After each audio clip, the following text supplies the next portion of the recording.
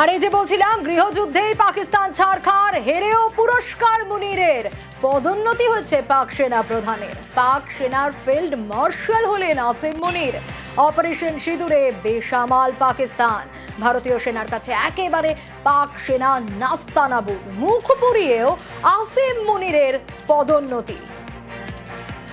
আসিম মুনির যেভাবে ভারত বিদ্বেষিত করতে পেরেছিলেন এবং পাহেলগামে আমরা দেখেছি যে নিরীহ পর্যটকদের সুন্দরভাবে পার্বত্য লীলা চালিয়েছিলেন এবং ভারতকে একেবারে প্ররোচনা দিয়ে যুদ্ধে নিয়ে আসা, এটা সম্পূর্ণ আসিম মুনিরের সাফল্য বলেই তারা দেখাচ্ছে।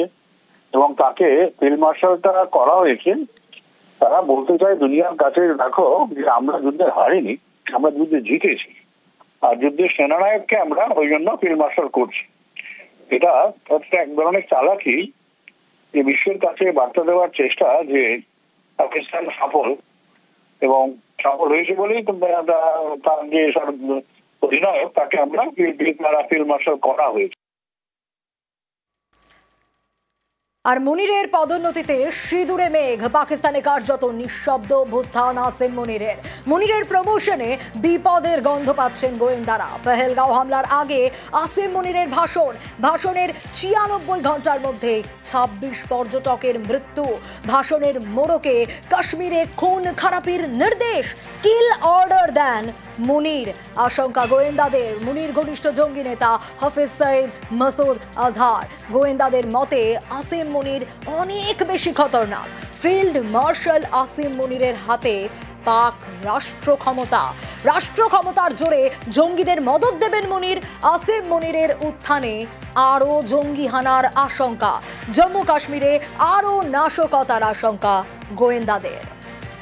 নিজেকে ঘোষণা করে দিল বা গভর্নমেন্টের তরফ থেকে করলো, এইটা দেখাবার জন্য যে আমরা কিন্তু বিরাট কাজ করেছি, আমাদের যে কোমর ভেঙে গেছে সেটা আমি বলতে রাজি নই। আমি লুকিয়েছিলাম বাংকারে, আমি কিন্তু ফিল্ড মার্শাল হয়ে গেলাম। তাহলে এতে ভদ্রলোকের ক্রেডেনশিয়ালস বোঝা যাচ্ছে এবং what type of a person he সেটাও বলা যাচ্ছে। এবং 1959-এ আইয়ুব খানও নিজেকে ফিল্ড মার্শাল বলে ঘোষণা করেছে। তো এটা বোঝা যাচ্ছে যে একটা আর্মি যেটা লস করেছে এত বাজেভাবে, তার জেনারেল পদোন্নতি হচ্ছে, খুবই হাস্যকর একটা ব্যাপার এবং হাস্যকর একটা জিনিস। কিন্তু হ্যাঁ, we have to be careful. এরপরে হয়তো ডিক্টেটরশিপ শুরু হয়ে যাবে পাকিস্তানে।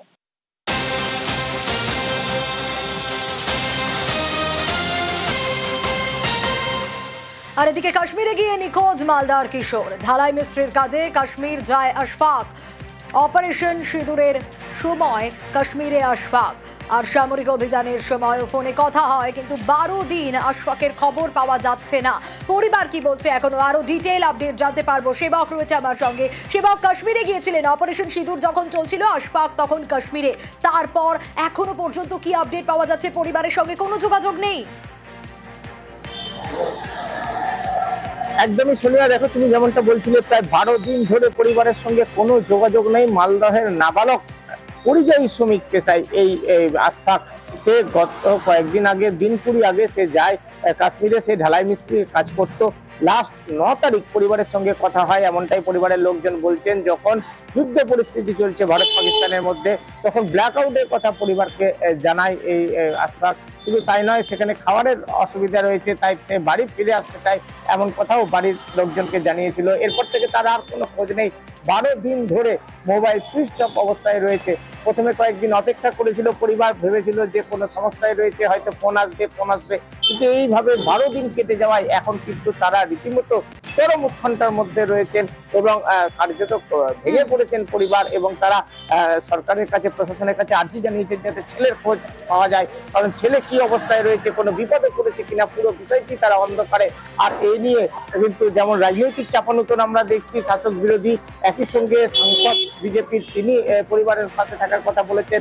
স্থানীয় বিধায়ক তৃণমূলের তাজমুল হোসেন, তিনি রাজ্যের প্রতিমন্ত্রী, তিনিও বলছেন যে সরকারিভাবে আর কিভাবে তার খোঁজ করা যায় দেখা হবে। তবে এখনো পর্যন্ত কিন্তু নিখোঁজ এই 17 বছরের নাবালক, আর পরিবার অপেক্ষায় রয়েছে হবে কিভাবে এর খোঁজ পাওয়া যায়। সোনিয়া, বেশ সেবক।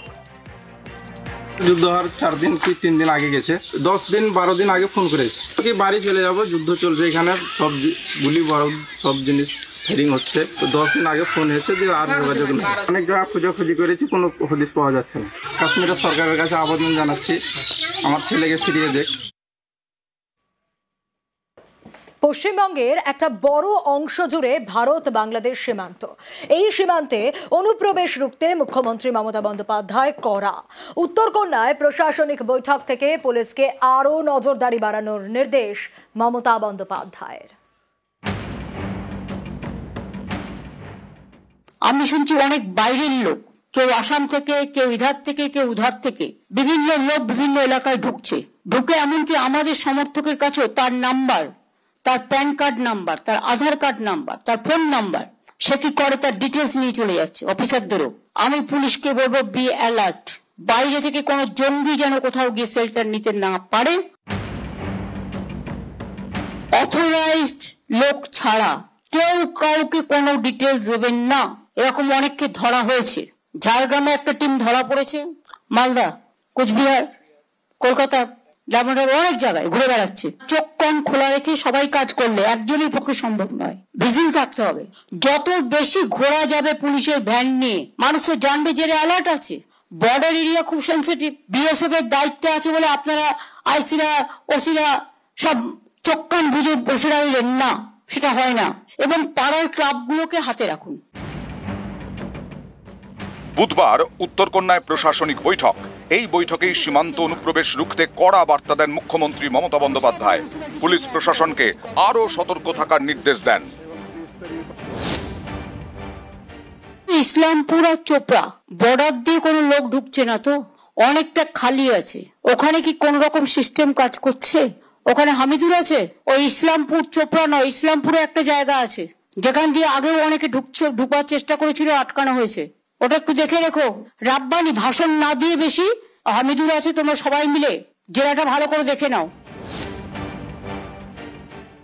ফলস নিউজ, ফেক নিউজ এবং উত্তেজনা ছড়ানোর এমন কোনো দিক নেই যেটা করছেন না। প্রত্যেককে আমি অনুরোধ করবো, ভিডিও থেকে শুরু করে, আইসি থেকে শুরু করে, হেড অফ দ্য ডিপার্টমেন্ট যারা বিভিন্ন জেলায় বিভিন্ন হেডে আছেন, ফেক ধরবার মেশিনারি আছে। যখনই ফেক দেখবেন ওটাকে ফেক করে দিন। বর্ডার গুলো অশান্ত হবে। যে কোনো অশান্তিতেই কিন্তু সবচেয়ে বেশি সাফারার হয় সাধারণ মানুষ। নিজের এলাকাকে সতর্ক থাকুন, যাতে কোনো ঘটনা দিয়ে আপনাদের মনে কোনো উত্তেজনা পরিবেশ তৈরি করতে না পারে। আপনাদের জায়গাগুলো আরো বেশি সেন্সিটিভ, খুবই সেন্সিটিভ, সেজন্য আপনাদের কাজটা খুব মন দিয়ে করতে হবে। পহেলগাঁওয়ে পাক জঙ্গিদের হামলা, এর বদলা নিতে ভারতের অপারেশন সিঁদুর। এ নিয়ে ভারত পাকিস্তান সীমান্তে টানা উত্তেজনা, ভারতের পূর্ব প্রান্তেও সতর্কতা। বাংলাদেশ ভারত সীমান্ত মোট 4096 কিলোমিটার। এর মধ্যে পশ্চিমবঙ্গেই বাংলাদেশ সীমান্ত প্রায় 2217 কিলোমিটার। বাড়তি সতর্কতা শিলিগুড়ি করিডোর অর্থাৎ চিকেন নেকে। এই চিকেন নেকের একদিকে নেপাল, আরেকদিকে বাংলাদেশ। উত্তর পূর্বে রাজ্যগুলির সঙ্গে ভারতের বাকি অংশ যুক্ত এই চিকেন নেকের মাধ্যমে। এদিকে আলিপুরদুয়ারে হাসিমারায় বায়ুসেনা ঘাঁটি, এই ঘাঁটিতেই রয়েছে যুদ্ধবিমান রাফাল, তাই সীমান্তে বাড়তি সতর্ক বিএসএফ। পুলিশকেও সতর্ক থাকার নির্দেশ দিলেন মুখ্যমন্ত্রী। নিউজ 18 বাংলা।